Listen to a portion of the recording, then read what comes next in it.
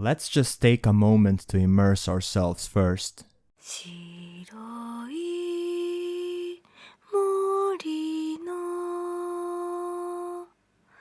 泉の闇に私は思い出をなくしに行くの苦しみの組の実をたくさん悲しみのクスピアの果肉を黒い花のあふれた庭で私は涙を流して食べなくてはいけないの Tree of Palm is an animated film released in 2002 that no one has ever heard about, and it blows my mind that no one is talking about it, especially when considering it's an interpretation of the well-known Pinocchio tale. Look at its sad mall page, for example. It's only on about 4,000 lists, and it's rated by 1,700 people with a relatively poor score of 6.6, at least for a movie of this caliber. I know that scores and numbers don't mean anything, but that's what I'm here to do today. Tell you about this underrated hidden gem, why I think it's great, and why you should maybe give it a chance. Is Tree of Palm ManMode? Telling you what this movie is all about would be a lot like telling you what, for example, Nausicaa of the Valley of the Wind is about. Not in terms of themes, but more in terms of what it has to offer narratively. It has a main character with its own personality and motivations, but there's also a war going on. Two wars, in fact, one against another human faction and one against nature. It has a lot of characters that are trying to do their own things in a world that in itself is a big character. Tree of Palm is like that? Times 3. I guess at its core it's about a puppet automaton named Palm, who was built for the purpose of looking after Xian, the sick wife of the old man who made Palm. After her death, Palm becomes paralyzed, and the movie is about him finding his own purpose and becoming human. Of course, becoming human means learning sympathy, but also about violence and all the other awful human traits that are just as prevalent, especially in his world. When this little innocent robot boy kills a living creature, it's not a good time. It's the common trope of what makes us human, and maybe we're actually the bad guys that we've seen so many times. But honestly, this is one of my favorite themes media can explore, if it's done well, that is.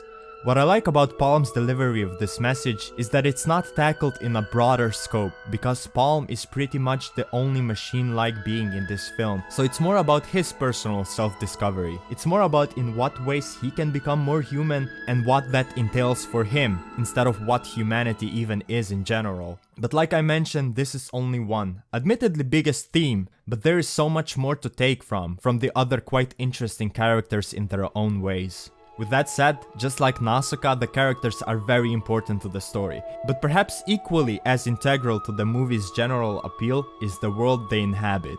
Tree of Palm has one of the coolest, most intriguing worlds I've had the pleasure to immerse myself in anime. It has so many interesting ideas and so much otherworldly flora and fauna that it invoked the feeling of wonder in its span of 2 hours constantly. See, while it had really well animated scenes where characters are moving and it's like, holy shit, this is really detailed and intricate, it also had a lot of what you would call corner cutting techniques, which are just panning shots of the environment. As much as I would like to say they could have done a better job if these poor fucking animators never went home and visited their family and just fucking gave everything more actual movement, I'd be lying if I said those were not very important for immersing me into this place. I mean, fuck it, it looks beautiful, and I can tell that they had a vision and a lot of heart put into every moving background. Unlike Nausicaa though, it has a much more esoteric art house feel to it. But then again, just like Nausicaa, the thing that really sells the aesthetic is its soundtrack that gives the world much more needed personality. This is how music complements the themes and the world of Tree of Palm.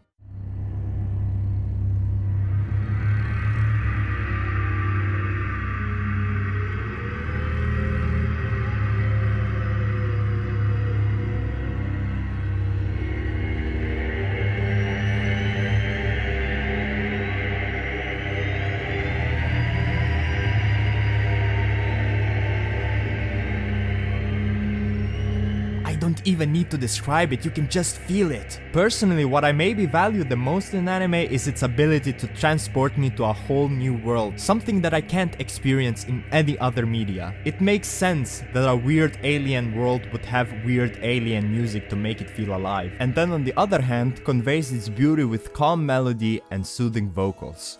I hope you got enough of an understanding for you to figure out whether or not you're interested in this movie. It's an adventure that takes you on a journey of fun and weird and suffering and that's so beautiful. And I really don't want to show or tell more, because I truly believe that the charm comes from you experiencing this whole thing on your own for the first time. I know it might be a little weird as a gateway anime, but if you've seen a few animated things from the Nihongo in your time and are looking for something new, I couldn't recommend Tree of Palm enough. Yes, it's not perfect, it has its fair share of issues, especially for a movie that has so many things going for it. With this much ambition, you obviously run the risk of underdeveloping some of its parts, but I feel like to talk about those would undervalue its massive ambition, and what it does deliver is so strong and valuable in itself that it would also feel pointless to shed light on when I'm trying to make you watch this amazing film. And look, if you've already seen it or you decide to watch it because of my recommendation and you like it, please consider sharing this video with people who you think might enjoy it. Friends? Uncles? Sisters? Yeah, tell your sister about me, asshole. And also share it on social media or whatever. Facebook, Twitter, Instagrams, Snapchats, Vines, Reddit? Just so more people can discover this beautiful thing that has been left in the dust for some reason. Shed some light on it, it deserves it. Who am I kidding? Please help me out, no one is watching my videos. Is Tree of Palm ManMode? Yes.